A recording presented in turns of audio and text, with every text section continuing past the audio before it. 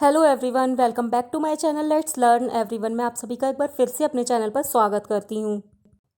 आज के vocabulary learning lesson में मैं आपके साथ एक बहुत ही ज़्यादा इम्पॉर्टेंट लेसन शेयर करने वाली हूँ, जो है न्यूज़पेपर से लिए गए फ्रेजल वर्ब्स। इन फ्रेजल वर्ब्स को मैंने 20 से लेके 31 अगस्त 2020 तक के न्यूज़पेपर से कलेक्ट किया है। तो चलिए करते हैं वीडियो को स्टार्ट। उससे पहले रिक्वेस्ट है, प्लीज़ चैनल सब्सक्राइब कर लें अगर अभी तक नहीं किया है। वीडियो अच्छी लगे तो लाइक करें और शेयर करें। फर्स्ट फ्रेजल वर्ब है शोर अप। शोर अप का मतलब होता है मजबूत बनाना, सहारा देना या सशक्त बनाना। मतलब कि सहारा देकर या समर्थन करके किसी को मजबूत बना देना। तो shore up means to make something stronger by supporting it. मतलब कि किसी को सपोर्ट करके उसे स्ट्रॉन्ग बना देना। सिनोनिम वर्ड्स हैं इसके सपोर्ट, स्ट्रेंथन, अंडरपिन, फोर्टिफाई और रेनफोर्स। मतलब मजबूत बनाना या सशक्त बनाना। एग्जाम्पल है इसका, she used this evidence to shore up his argument.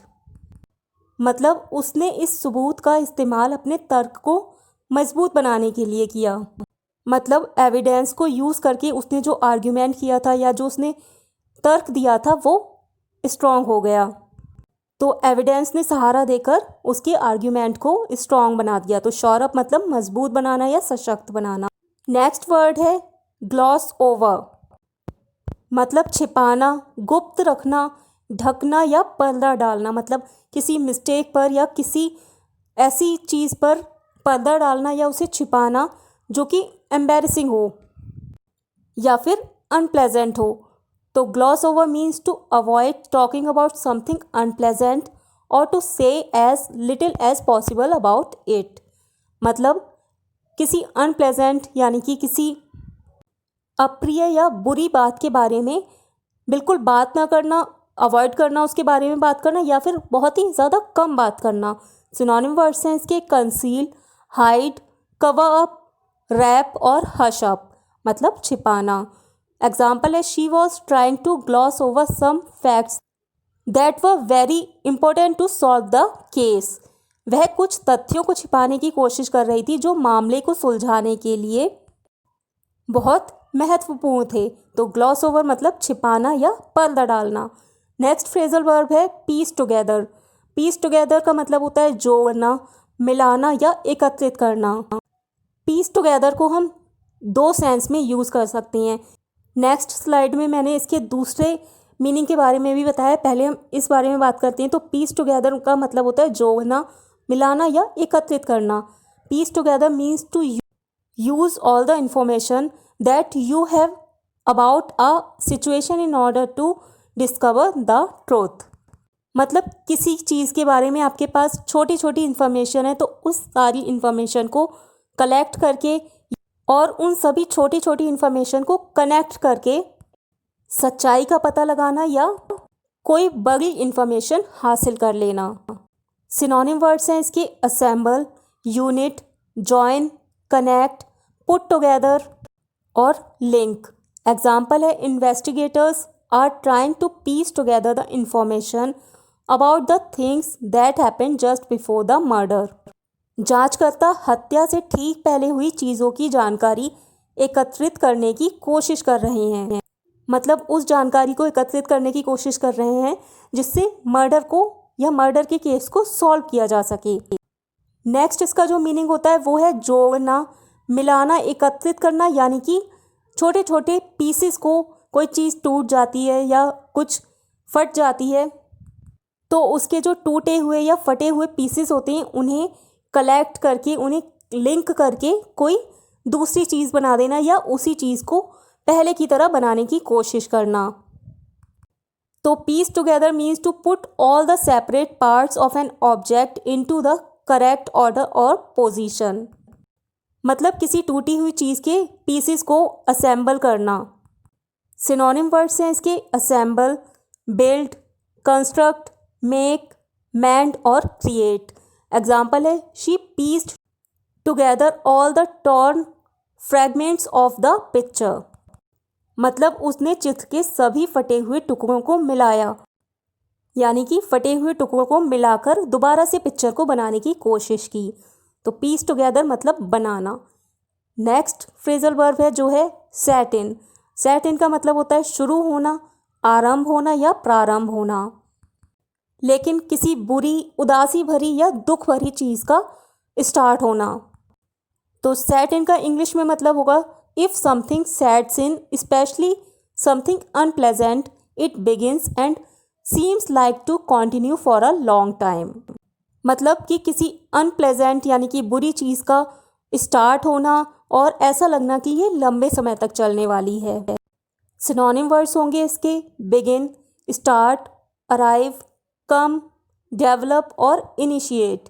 Example है इसका, if the wound is not cleaned well and treated, infection में set in.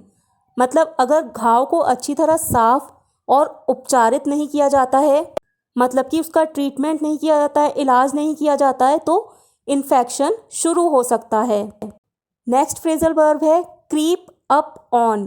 Creep up on का मतलब होता है रेंगना, सरकना, खिसकना या दबे पांव चलना। तो creep up on means to move towards someone quietly and slowly. मतलब किसी की तरफ धीरे धीरे, बिल्कुल चुपचाप जाना। और if something creeps up on you, it happens slowly so that you do not notice it happening. मतलब किसी चीज़ का आपके पास धीरे धीरे आना, इतना स्लोली आना कि आप उसे नोटिस ही ना कर पाएँ। सिनोनिम वर्ड्स हैं इसके क्रॉल, स्नेक, इंच, स्लाइड और टिपटो। एग्जाम्पल्स हैं इसके, I crept up on my brother and startled him. मतलब मैं अपने भाई की तरफ दबे पाँव गई और उसे चौंका दिया। स्टार्टल्ड मतलब चौंका देना। सेकंड एग्जाम्पल है, the exams are seeming to creep up on me. मतलब परीक्षाएं मेरी तरफ आती हुई प्रतीत हो रही हैं, मतलब कि ऐसा लग रहा है कि एग्ज़ाम की डेट पास ही आ रही है। तो नेक्स्ट फ्रेजल वर्ब है हमारा flare up. Flare up means भड़कना, उत्तेजित होना, क्रोधित होना या गुस्सा फूटना। मतलब कि किसी बात पर बहुत ज़्यादा गुस्सा हो जाना या किसी परेशानी का या किसी दर्द का भड़क जाना या ज़्यादा हो जाना। तो flare up means a situation in which something such as violence, pain or anger suddenly starts or gets much worse। मतलब कि एक ऐसी स्थिति जिसमें हिंसा यानी कि लड़ाई झगड़ा, दर्द या गुस्सा अचानक से तेज़ हो जाता है या उत्तेजित हो जाता है और बहुत ज़्यादा वर्स हो जाता है, मतलब बहुत ज़्यादा ख़राब सिचुएशन हो जाती है। सिनोनिम वर्ड्स हैं इसके erupt, break out, outrage, rage, snap, fume और heat up. Violence flared up in the city after the verdict. मतलब फैसले के बाद शहर में दंगा भड़क गया। सेकंड एग्जांपल है, in moments of stress her migraine problem always फ्लेयर्स up. मतलब तनाव के पलों में उसकी माइग्रेन की परेशानी हमेशा बढ़ जाती है, मतलब कि बढ़ जाती है और बहुत ज़्यादा वर्स्ट सिचुएशन हो जाती है। नेक्स्ट फ्रेजल वर्ब है ड्रोन आउट। ड्रोन आउट का मतलब होता है आवाज़ दबाना या अश्रव्य बनाना। मतलब कि जैसे कोई बातचीत कर रहा होता है या कोई बोल रहा होता है तो हम उससे ज़्यादा तेज़ ऊंची आवाज़ में बोलकर उसकी आवाज़ को दबा देते हैं, वहाँ पर ड्रोन आउट वर्ब का यूज़ होता है। तो drown out means to be so loud that someone और something can not be heard और टू मेक समवन और समथिंग इनऑडिबल। मतलब कि इतना तेज़ बोलना कि दूसरी चीज़ की आवाज़ सुनाई ही ना दे या फिर उसे अश्रव्य बना देना, मतलब कि इनऑडिबल बना देना। सिनोनिम वर्ड्स हैं इसके muffle, stifle, choke, cover, block और ओवरपावर। एग्जाम्पल है इसका, the sound of the passing train drowned out our conversation. गुजरती हुई ट्रेन की आवाज़ ने हमारी बातचीत को दबा दिया। मतलब ट्रेन की आवाज़ से हमारी बात करने की जो आवाज़ थी वो दब गई। नेक्स्ट फ्रेजल वर्ब है स्ट्राइक डाउन। स्ट्राइक डाउन का मतलब होता है अमान्य घोषित करना, रद्द करना या निरस्त करना। तो strike down means to decide that a law और rule is illegal and should be ignored और एंडेड।